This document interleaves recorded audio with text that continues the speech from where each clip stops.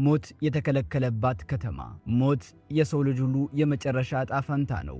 ማንም የማይሸሸው የትም ቦታ የማይቀር የተፈጥሮ ግዴታ። ነገር ግን በዚች ፕላኔታችን ላይ አንድ እጅግ አስገራሚ ስፍራ አለ። መወለድ፣ መብላት፣ መጠጣት፣ መሳቅና መዝናናት ሙሉ በሙሉ የሚፈቀድባት፣ ነገር ግን መሞት በሕግ የተከለከለባት ከተማ። በዚህች ስፍራ መሞት ፈጽሞ የተከለከለና የማይታሰብ ነው።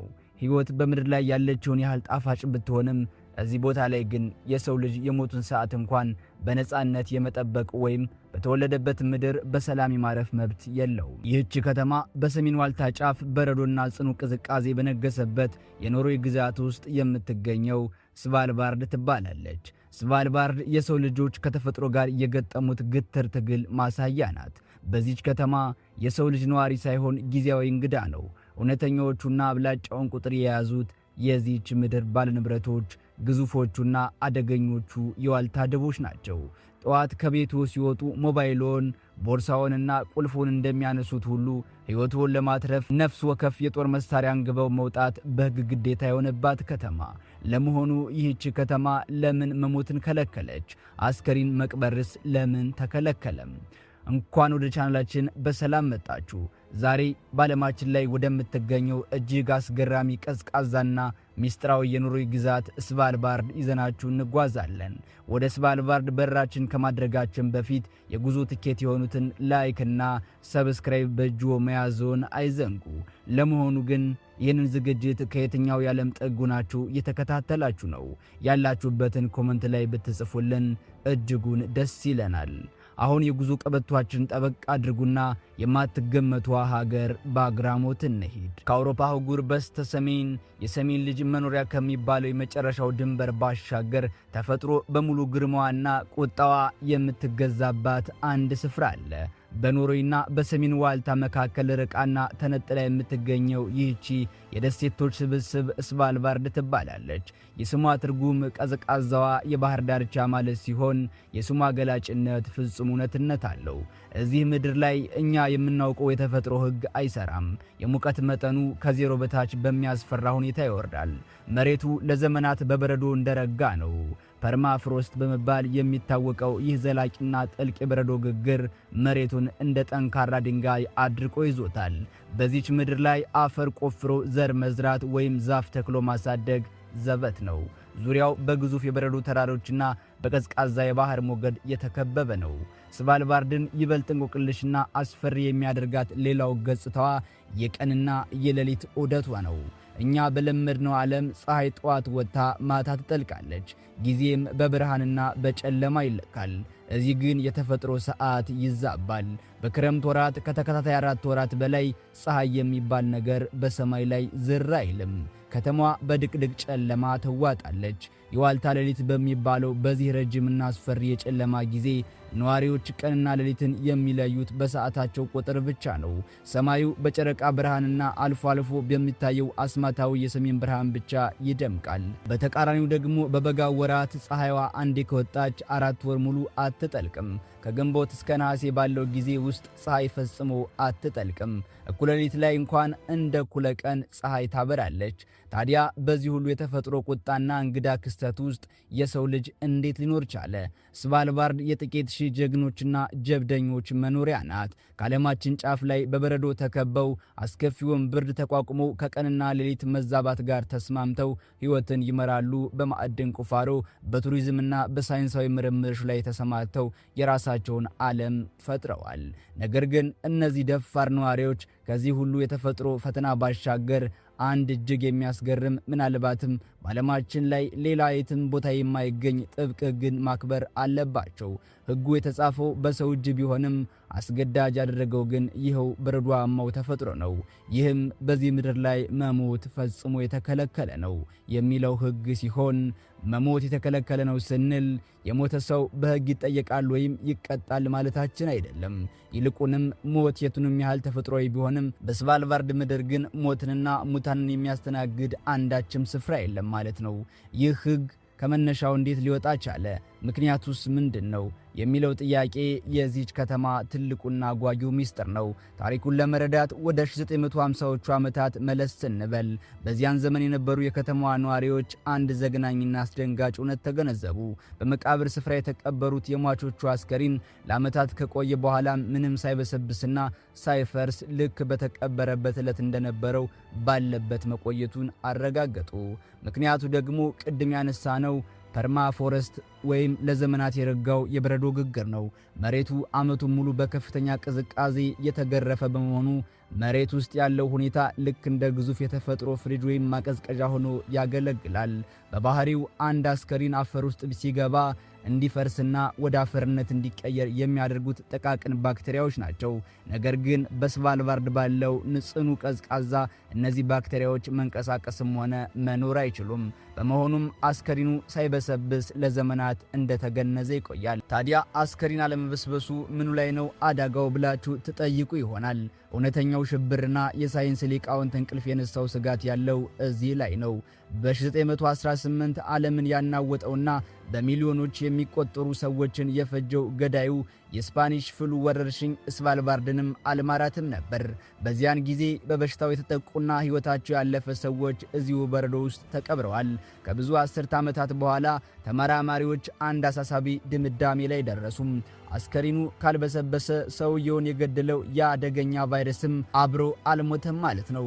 አዎ ገዳዩ ቫይረስ በሟቾቹ አካልና በበረዶ ውስጥ በሕይወት ተጠብቆ ይገኛል። ምናልባት በሆነ አጋጣሚ በአየር ንብረት ለውጥ ምክንያት በረዶ ቢቀልጥ ወይም መሬቱ ቢላወስ ይህ ለዓለም ትልቅ ስጋት የሆነው ገዳይ በሽታ እንደገና ሊነሳና ሌላ አዲስ የዓለም ወረርሽኝ ሊያስነሳ ይችላል የሚል ከፍተኛ ፍርሃት ተፈጠረም። በዚህም ምክንያት ከ1950ዎቹ ጀምሮ በስቫልባርድ አስከሬን መቅበር በይፋ በሕግ ታገደ። አሮጌው የመቃብር ስፍራም ዳግም እንዳይከፈት ሆኖ ተዘጋ። ዛሬ ላይ በስቫልባርድ የሚኖር ማንኛውም ሰው ይህንን ጥብቅ ሕግ ተቀብሎ አሜን ብሎ ይኖራል። አንድ ነዋሪ በጠና ከታመመ፣ ካረጀ ወይም ወደ ሞት አፋፍ ከደረሰ በከተማዋ መቆየት አይፈቀድለትም። በአስቸኳይ በአውሮፕላን ወይም በፍጥነት በሚጓዝ መርከቦች ተጭኖ ወደ ዋናው የኖርዌይ ምድር ይላካል። የሕይወቱን የመጨረሻ ቀናት እዚያው በኖርዌይ ሆስፒታሎች ያሳልፋል። ሲያርፍም እዚያው የሞቀ አፈሩን ይለብሳል። አልፎ አልፎ በድንገተኛ አደጋ ሕይወቱ ያለፈ ሰው እንኳን ቢኖር አስከሬኑ በፍጥነት ከደሴቲቱ እንዲወጣ ይደረጋል እንጂ እዚያው አይቀበርም። እርጉዝ ሴቶችም ቢሆኑ የመውለጃቸው ጊዜ ሲቃረብ ወደ ዋናው ምድር ሄደው እንዲወልዱ ይመከራል። በዚህም እውነታ ስቫልባርድ የሕያዋን እንጂ የሙታን ከተማ አይደለችም። በዚች ምድር ላይ ለሞት የሚሆን አንዳችም ስፍራ የለምና ስቫልባርድ ሞትን የምትከለክል ከተማ ብቻ ሳትሆን የሰው ልጅ የበላይነቱን ያጣባት አልፎም ተፈጥሮን በፍርሃት የሚያከብርባት ብቸኛዋ ስፍራ ናት። በዓለማችን ላይ የሰው ልጅ የትም ቦታ ቢሄድ አካባቢውን ተቆጣጥሮ ይገዛል። የፍጥረታት ሁሉ የበላይ ነኝ ብሎም ይመጻደቃል። እዚህ ግን ተገዢ ነው። ምክንያቱም የስቫልባርድ እውነተኛ ገዢዎችና ባለንብረቶች መዳፋቸው እጅግ ሰፊ፣ ጥፍራቸው ስለታምና ግርማ ሞገሳቸው የሚያስፈራው ግዙፎቹ ነጫጭ የዋልታ ደቦች ናቸው። በደሴቲቱ ዋና ከተማ ሎንጊርቫይን ውስጥ የሚኖረው አጠቃላይ የሰው ቁጥር ከ3000 ብዙም አይርቅም። ነገር ግን በዚች በረዷማ ደሴትና ዙሪያዋን በከበበው የበረዶ ግግር ላይ የሚንቀሳቀሱት የዋልዳ ድቦች ቁጥር ከሰዎች ይበልጣል። በስቫልባርድ ከሰው ይልቅ ድብ ይበዛል። በዚህም ምክንያት የሰው ልጅ እዚህ ምድር ላይ እንግዳ፣ ምናልባትም ሁለተኛ ዜጋ ነው። የዋልታ ድቦች ደግሞ እውነተኛዎቹ የከተማዋ ፖሊሶችና አዛዦች ናቸው። ከከተማው ወሰን ማለትም ጥበቃ ከሚደረግለት አነስተኛ ክልል ፈቅ ብሎ መውጣት ወደ ሞት አፍ እንደ መግባት ይቆጠራል። ስለዚህም አስተዳደሩ ያወጣው ሌላ አስገዳጅ ሕግ አለ።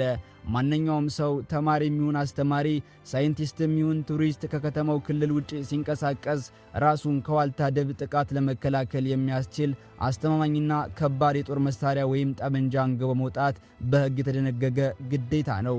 መሳሪያ ሳይዙ መንቀሳቀስ በሕግ ያስቀጣል።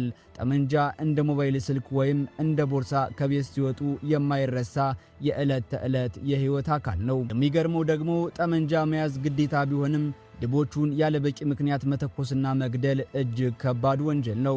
የዋልታ ድቦች በስቫልባርድ ጥብቅ ከለላ የተደረገላቸው ብርቅዬ እንስሳት ናቸው። አንድ ሰው ተኩሶ ሊገድል የሚችለው የህይወት አደጋ አፋፍ ላይ ሲደርስና ለማምለጥም ሆነ ድቡን ለማስደንገጥ ምንም አይነት አማራጭ ሲጠፋበት የመጨረሻው የሞትና ሽረት ትግል ላይ መሆኑን ማረጋገጥ ሲችል ብቻ ነው። ድቡን ከገደለ በኋላም ለምን እንደገደለና ሌላ አማራጭ እንዳልነበረው የሚያጣራ ከባድ የፖሊስ ምርመራ ይካሄዳል። ይህ የፍርሃት የንቃትና የጥንቃቄ ህይወት የነዋሪዎቹ መደበኛ ኑሮ ነው። እናቶች ልጆቻቸውን ወደ ውጭ ሲልኩ በፍርሃት ነው። ዩኒቨርሲቲ የሚማሩ ተማሪዎች ሳይቀር ትምህርት ቤት ሲሄዱ ጠመንጃቸውን አገልድመው ነው። በየመንገዱ ዳር በዚህ ክልል ማለፍ አደገኛ ነው፣ የዋልታ ድብ ሊያጋጥም ይችላል የሚሉ ግዙፍ የማስጠንቀቂያ ምልክቶች በብዛት ይታያሉ። ስቫልባርድ የሰው ልጅ ከተፈጥሮ አውሬ ጋር የተናነቀ ነገር ግን አክብሮት ሰጥቶ የሚኖርባት፣ መሳሪያ ከእጅ የማይለይባት፣ ፍርሃትና ድፍረት ባንድ ላይ የተጣመሩባት እጅግ አስገራሚዋ የዓለማችን ጥግ ናት። የስቫልባርድን እንቆቅልሽና አስገራሚ ጉዞ ስናጠቃለል ይህቺ ከዓለም ጫፍ የተገነጠለች በረዷማ ደሴት ከእንግዳ ሕጎቿና ካስፈሪ ተፈጥሯ ባሻገር አንድ ጥልቅ የሆነ የህይወት ፍልስፍናን ታስተምረናለች። በአንድ በኩል መሞት በሕግ የተከለከለ ነው የሚል የሰው ልጅ ያወጣው ጥብቅ ደንብ አለ። በሌላ በኩል ደግሞ አጥንት ሰርስሮ የሚገባው ጽኑ ቅዝቃዜና በማንኛውም ሰዓት ሊያጠቁ የሚችሉት ግዙፎቹ የዋልታ ድቦች ሞትን በየመንገዱ አፍጥጦ እንዲጠብቅ ያደርጉታል። ይህ እርስ በርስ የሚጋጭ የሚመስል የተፈጥሮና የሰው ሰራሽ ሕግጋት ትንቅንቅ ስቫልባርድን በዓለማችን ላይ ወደር የማይገኝላት አስገራሚ የፓራዶክስ መድረክ ያደርጋታል። ይሁን እንጂ የስቫልባርድ ታሪክ የፍርሃት ወይም የሞት ታሪክ አይደለም። ይልቁንም የሰው ልጅ ፈጽሞ ሊበገር የማይችል አስገራሚ የጽናትና የማላመድ አቅም እንዳለው የሚያሳይ ሕያው ምስክር እንጂ። የሰው ልጅ የትም ቢሄድ ፕላኔታችን ምንም ያህል አስከፊና ጨካኝ ገጽታዋን ብታሳየው ከተፈጥሮ ጋር ተስማምቶና ተደጋግፎ መኖር የሚችልበትን ጥበብ መፍጠሩም አይቀርም። ስቫልባርድ አስፈሪ ብቻ ሳትሆን አይን ማመን እስኪያቅተው ድረስ እጅግ ማራኪና ድንቅ የተፈጥሮ ውበት የተላበሰች ምድር ናት። በክረምት ወራት ሰማዩን እንደ ሸራ ተጠቅመው በአረንጓዴ በሐምራዊና በሰማያዊ ቀለማት የሚያሸበርቁት አስማታዊዎቹ የሰሜን ብርሃናት እንዲሁም በበጋው ወራት በበረዶ ግግር ላይ ፈንጠቃ ፈጽሞ የማትጠልቀው የእኩለ ሌሊት ፀሐይ ደሴቲቱን የሌላ ፕላኔት እንጂ የምድር አካል እንዳትመስል ያደርጓታል። ይህች ምድር የሰው ልጅ ትልቅነት ሳይሆን አነስተኛነት፣ የተፈጥሮን ኃያልነትና ግርማ ሞገስ በተግባር የምታሳይ ታላቅ ትምህርት ቤት ናት። እዚህ ቤት ላይ እኛ የዓለም ገዢዎች ሳንሆን የዚህ ታላቅ ፕላኔት ትንንሽ እንግዶች መሆናችንን እንረዳለን። ተፈጥሮ የራሷ ሕግ አላት። እኛ ያንን ሕግ አክብረንና ተቀብለን ስንኖር ብቻ ነው በሰላም ህልውናችንን ማስቀጠል የምንችለው። ስቫልባርድ መሞት የተከለከለባት የድቦች ግዛት የሆነችውና ከበረዶ ስር ታላቅ ምስጢር የደበቀችው ይህቺ ድንቅ ከተማ የሰው ልጅ ተፈጥሮን በፍርሃትም በአክብሮትም እያየ የሚኖርባት የዓለማችን የመጨረሻዋ ድንበር ናት። ውድ የቻናላችን ቤተሰቦች የዛሬው እጅግ አስገራሚ ልብ አንጠልጣይና አስተማሪ የስቫልባርድ ጉዟችን ይህንን ይመስል ነበር። በእርግጥም ዓለማችን እጅግ በርካታ ምስጢሮችንና ያልተፈቱ እንቆቅልሾችን በሰፊ ማህፀኗ ደብቃ ይዛለች። የሰው ልጅ መውለድ እንጂ መሞት በማይፈቀድለት፣ ሕይወቱን ለማትረፍ የጦር መሳሪያ ከእጁ በማይለይበት፣ የከተማው እውነተኛ ፖሊሶች በሆኑት ግዙፍ የዋልታ ድቦች በተከበበችውና ፀሐይ ለተከታታይ ወራት በምትሰወርባት በዚች በረዷማ ምድር ላይ ብትሆኑ ኑሮ ምን የሚሰማችሁ ይመስላችኋል? ከዚህ ሁሉ አስፈሪ የተፈጥሮ ፈተና ጋር ተላምዶ መኖርንስ ትደፍሩት ነበር?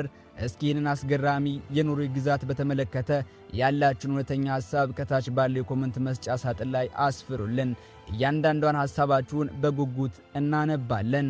እንደዚህ አይነት ጥልቅ ምስጢራዊና ዓለም አቀፍ ይዘት ያላቸው ዶክመንተሪዎች በከፍተኛ ጥራትና ሰፊ ምርምር በተሰናዳ አቀራረብ በየጊዜው ወደ እናንተ እናደርሳለን። ይህን ማራኪ የእውቀትና የዳሰሳ ጉዞ አብራችሁን ለመቀጠል ቻናላችንን ሰብስክራይብ በማድረግና የደወል ምልክቷን በማብራት የቤተሰባችን አባል እንድትሆኑ በታላቅ አክብሮት እንጋብዛለን።